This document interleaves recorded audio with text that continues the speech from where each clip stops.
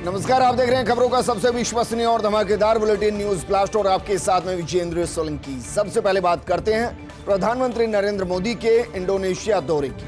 प्रधानमंत्री मोदी इंडोनेशिया के दौरे पर रहेंगे। 6 और 7 सितंबर को इंडोनेशिया के दौरे पर रहेंगे प्रधानमंत्री मोदी। प्रधानमंत्री मोदी जकार्ता में सम्मेलन में हिस्सा लेंगे। भारत आसियान सम्मेलन और ईस्ट इंडिया सम्मेलन में वो हिस्सा लेंगे। सम्मेलन में अमेरिकी राष्ट्रपति जो बाइडेन भी मौजूद रहने वाले हैं। तो 6 और 7 2 दिन के दौरे पर प्रधानमंत्री मोदी रहेंगे, जकार्ता में रहेंगे। दरअसल जकार्ता यात्रा पर प्रधानमंत्री मोदी जो 2 दिन के दौरे पर रहने, उस दौरान 20वें आसियान भारत सम्मेलन में वो शिरकत करेंगे। भारत आसियान संबंधों की प्रगति की समीक्षा भी होगी। 18वें पूर्वी एशिया सम्मेलन में भाग लेंगे प्रधानमंत्री मोदी। इस दौरान इंडोनेशिया के राष्ट्रपति जोको विडोडो ने निमंत्रण दिया और उस निमंत्रण को स्वीकार करते हुए 6 और 7 2 दिन के दौरे पर जकार्ता जाएंगे प्रधानमंत्री मोदी।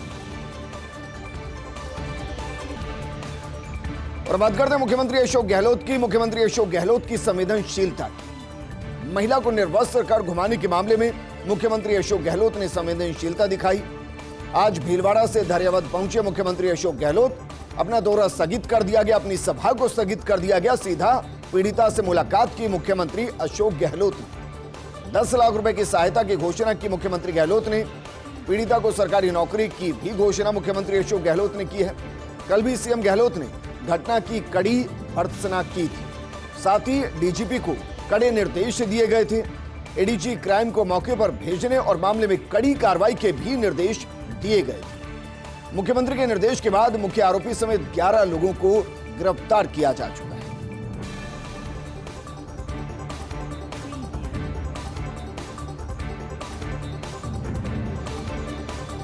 अमेरिकी राष्ट्रपति जो बाइडेन आएंगे भारत। G20 शिखर सम्मेलन में हिस्सा लेने आएंगे भारत। 7 सितंबर से भारत की यात्रा पर रहेंगे अमेरिकी राष्ट्रपति। 8 सितंबर को प्रधानमंत्री नरेंद्र मोदी के साथ द्विपक्षीय वार्ता होगी, बैठक होगी। पीएम मोदी से मिलकर G20 समूह के नेतृत्व की सराहना भी की जाएगी। वहीं 9 और 10 सितंबर को बाइडेन G20 शिखर सम्मेलन में हिस्सा लेंगे। प्रधानमंत्री मोदी 6 और 7 तारीख को जकार्ता रहेंगे, आसियान सम्मेलन में हिस्सा लेंगे।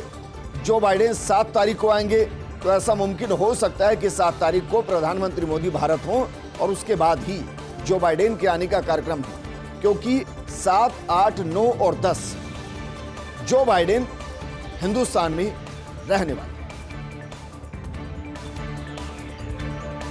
वहीं भारत के साथ जेट इंजन निर्माण करेगा अमेरिका।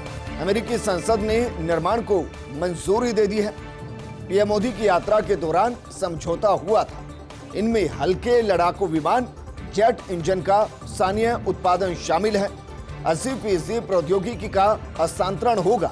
11 अहम क्षेत्रों में समझौते से मदद मिलेगी और जो ये जेट इंजन होंगे, इन पर जो लिखा रहेगा उस पर पूरा हिंदुस्तान गौरव करेगा, क्योंकि इन पर लिखा होगा made in India, make in India.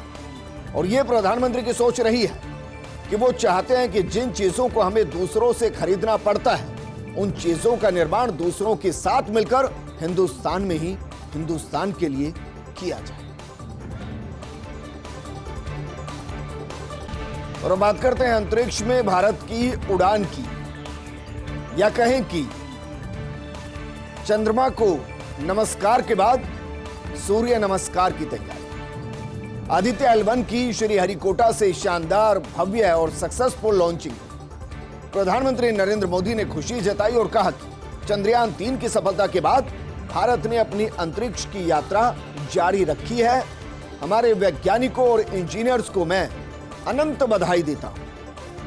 Bharat के पहले सौर मिशन आदित्य L1 के सफल प्रक्षेपण के लिए बधाई देता हूं। ब्रह्मांड की बेहतर समझ विकसित करने के लिए हमारे वैज्ञानिक प्रयास लगातार जारी रख रहे हैं और एक के बाद एक उपलब्धि अंतरिक्ष की दुनिया में हासिल कर रहे हैं। बीजेपी की परिवर्तन यात्रा का आज से आगाज हो गया है। सवाई माधोपुर के त्रिनेत्र गणेश मंदिर से यात्रा की शुरुआत हुई, या कहें कि त्रिनेत्र गणेश मंदिर से यात्रा का श्री गणेश कर दिया गया। ऐसा नहीं है कि यात्रा का श्री गणेश यहीं से हुआ है। कल गृह मंत्री अमित शाह आएंगे, वो दूसरी यात्रा को हरी झंडी दिखाएंगे और जगह होगी बेणेश्वर धाम। ये भी अपने आप में राजस्थान के साथ आसपास के कई राज्यों के आदिवासियों की आस्था का केंद्र है। बेणेश्वर धाम से शुरू होकर कोटा में समापन होगा दूसरी यात्रा का। पूरा पड़ाव मेवाड़ के 52 विधानसभा क्षेत्रों को कवर करेगी ये यात्रा, और ये यात्रा 19 दिन में 2433 किलोमीटर का सफर तय करेगी। 54 विधानसभाओं को कवर करेगी और फिर उसके बाद प्रधानमंत्री मोदी इन चारों यात्राओं के समापन प्रोग्राम में संबोधित करेंगे। दिल्ली पुलिस में भर्ती होने वाले युवाओं के लिए खुशखबरी है। कर्मचारी चयन बोर्ड ने जारी किया कांस्टेबल भर्ती का नोटिफिकेशन। कुल पदों की बात की जाए तो 7,547 पदों पर आयोजित होगी दिल्ली पुलिस कांस्टेबल भर्ती। भर्ती के लिए महिला और पुरुष दोनों ही उम्मीदवार हैं। आवेदन के पात्र आवेदन करने के लिए उम्मीदवार की आयु 18 से 25 साल के बीच में होनी चाहिए। नोटिफिकेशन जारी होने के साथ ही भर्ती के लिए आवेदन प्रक्रिया भी शुरू हो गई है। 30 सितंबर है आवेदन पत्र जमा कराने की अंतिम तारीख। मणिपुर हिंसा मामले में सुप्रीम कोर्ट ने केंद्र और मणिपुर सरकार को निर्देश दिए हैं। राहत कैंपों में रह रहे लोगों को राहत सामग्री पहुंचाने के निर्देश दिए गए। भोजन, दवा और अन्य आवश्यक वस्तुओं की आपूर्ति सुनिश्चित करने के निर्देश दिए गए। नाकाबंदी हटने पर सुप्रीम कोर्ट ने कहा, जिस तरह से नाकाबंदी से निपटा जाता है वो कानून के तहत है। सीजीआई ने कहा कि हवाई मार्ग से राहत सामग्री उपलब्ध करवाई सरकार। सुप्रीम कोर्ट ने केंद्र और मणिपुर सरकार से जानकारी मांगी है। अगली सुनवाई में सरकार उठाए गए कदमों के बारे में जानकारी मांगी गई। चंद्रयान 3 की सफलता के बाद इसरो की सूरज की स्टडी की तैयारी। इसरो के आदित्य L1 की लॉन्चिंग हुई है। आदित्य L1 स्पेसक्राफ्ट को PSLV-C57 रॉकेट के जरिए लॉन्च किया गया।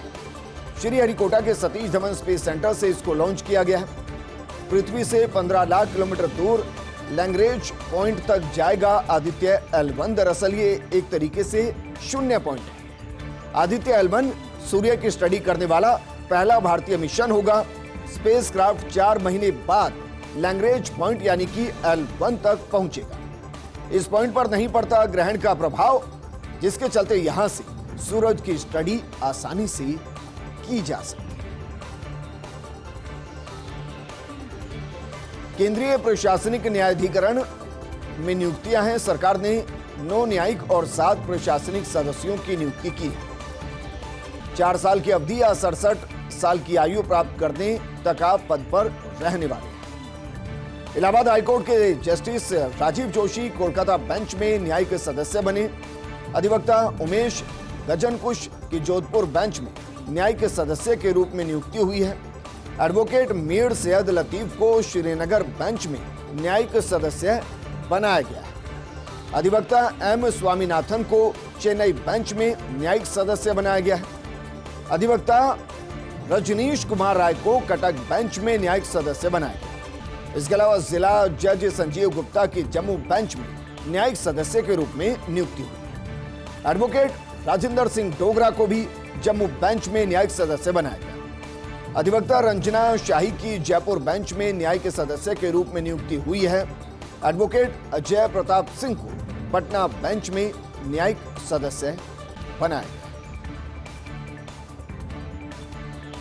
तो सरकार ने 9 न्यायिक और 7 प्रशासनिक सदस्यों की नियुक्ति की है, जिनकी 4 साल की अवधि होगी या 67 साल तक की आयु प्राप्त करने वाले पद पर बने रहेंगे। इनमें अगले जो नाम है वो आपको बताते हैं।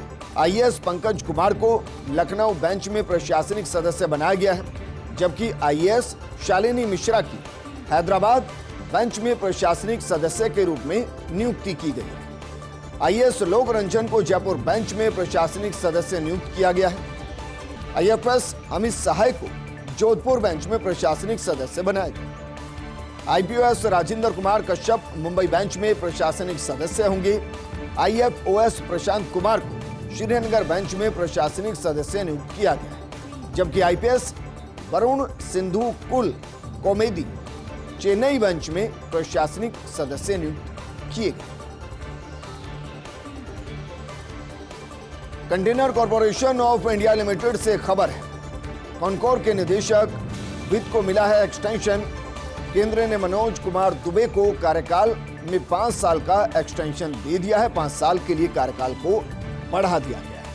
अब 31 अक्टूबर 2028 तक अपने पद पर बने रहेंगे मनोज दुबे। 31 अक्टूबर 2018 को कॉनकोर के निदेशक वित्त बने थे दुबे और 30 अप्रैल 2030 को सेवानिवृत्त होंगे मनोज कुमार दुबे। लेकिन अभी उनके लिए अच्छी खबर ये कि उनको 5 साल का एक्सटेंशन मिल गया। तो बीजेपी की परिवर्तन यात्रा का आज से आगाज हो गया। सवाई माधोपुर के त्रिनेत्र गणेश मंदिर से यात्रा का शुभारंभ किया गया, शुरुआत की गई, श्री गणेश किया गया। बीजेपी के राष्ट्रीय अध्यक्ष जेपी नड्डा ने यात्रा को हरी झंडी दिखाई। यात्रा से पहले सवाई माधोपुर के दशहरा मैदान में जनसभा हुई। बीजेपी प्रदेश अध्यक्ष सीपी जोशी, वसुंधरा राजे, राजेंद्र राठौड़, अरुण सिंह, प्रहलाद जोशी, गजेंद्र सिंह शेखावत, किरोड़ी लाल मीणा, सुखबीर जोनापुरिया मौजूद रहे। परिवर्तन यात्रा में छोटी चौपाल, छोटी सभाएं होंगी, साथ ही प्रत्येक दिन एक बड़ी सभा भी होगी। यात्रा में कई राज्यों के मुख्यमंत्री और केंद्रीय मंत्रियों सहित स्टार चेहरे शामिल होंगे। मुख्य रथ के अलावा देहात के दुर्गम रास्तों के लिए बनाया गया छोटा रथ। आज शुरू हुई परिवर्तन यात्रा भरतपुर, जयपुर, टोंक की 47 विधानसभाओं को कवर करेगी। तो बीजेपी की परिवर्तन यात्रा का आज से जो आगाज हुआ है, त्रिनेत्र गणेश मंदिर से जो शुरुआत की गई, उस यात्रा से पहले सवाई माधोपुर के दशहरा मैदान में जनसभा हुई। जेपी नड्डा ने जनसभा को संबोधित किया और कहा कि आज बड़ी खुशी का दिन है जिसे मैं आपसे साझा करना चाहता हूं। आज आदित्य L1 की सफल लॉन्चिंग पर आप सबको बधाई। भारतीय जनता पार्टी का कार्यकर्ता अब और नहीं सहेगा राजस्थान। कांग्रेस पर निशाना साधते हुए कहा, इन्हें जनता से कोई सरोकार नहीं है, कोई लेना देना नहीं है। कांग्रेस का मतलब लूट, भ्रष्टाचार, हत्या और कुशासन है। पढ़े लिखे युवाओं के भविष्य के साथ खिलवाड़ किया जा रहा है। आज देश को मोदी की जरूरत है। भाई भतीजावाद की सोच से बाहर निकलकर देश को आगे बढ़ाना है। जेपी नड्डा ने प्रधानमंत्री मोदी की प्रमुख योजनाओं की जमकर तारीफ की। साथ ही प्रतापगढ़ की घटना को मानवता के लिए शर्मसार बताया।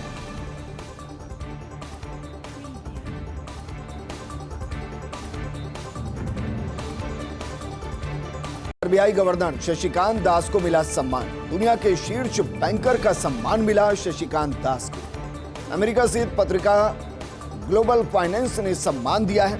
ग्लोबल फाइनेंस केंद्रीय बैंकर रिपोर्ट कार्ड 2023 में A+ रेटिंग दी गई। इस सूची में 3 केंद्रीय बैंकों के गवर्नर को A+ रेटिंग दी गई, जिसमें शशिकांत दास शीर्ष पर रहे। इसके अलावा कौन है आपको जानना चाहिए।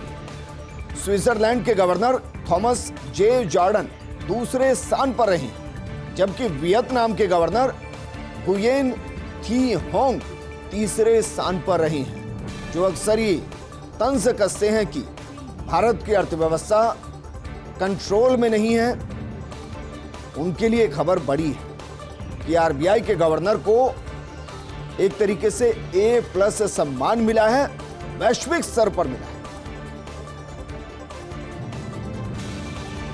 दरियावद में विवाहिता को निर्वस्त्र कर घुमाने से जुड़ा प्रकरण मामले में राज्य मानवाधिकार आयोग ने स्वप्रेरित प्रसंज्ञान लिया है। आयोग अध्यक्ष जस्टिस गोपाल कृष्ण व्यास ने मामले को माना बेहद गंभीर और कहा कि यह हृदय को आघात पहुंचाने वाली घटना है, जो घोर अमानवीय कृत्य की श्रेणी में आता है। संविधान के अनुच्छेद 21 के तहत प्रत्येक व्यक्ति को स्वतंत्र रूप से जीने का अधिकार है। आयोग ने एसपी प्रतापगढ़ को नोटिस जारी कर मांगी तथ्यात्मक रिपोर्ट और मामले की वित्त अधिकारी से जांच करवाकर संपूर्ण दस्तावेज सहित विज्ञ अधिकारी को भी आयोग में पेश होने के लिए आदेश दिए गए। 14 सितंबर को आयोग में विज्ञ अधिकारी द्वारा व्यक्तिगत रूप से रिपोर्ट पेश करने के आदेश दिए गए। कमजोर बारिश का असर बिसलपुर बांध में पानी की आवक बेहद कम है और इस वजह से बिसलपुर बांध 33% पड़ा हुआ है खाली। पिछले साल अगस्त के अंत तक जो बांध भर गया था लबालब, इस मानसून में केवल 7 टीएमसी ही पानी की आवक हुई है। और आप अंदाजा इससे लगाइए पानी कितना कम है, क्योंकि 7 टीएमसी में से 6 टीएमसी तो एक साल में भाप बनकर उड़ जाता है। ऐसे में पेयजल संकट से बचने के लिए अच्छी बारिश का इंतजार है और दुआ करनी पड़ेगी। नए इलाके जुड़ने से 105 एमएलडी पानी ज्यादा जरूरत पड़ती है और उस हिसाब से पानी बिसलपुर बांध के अंदर आया नहीं।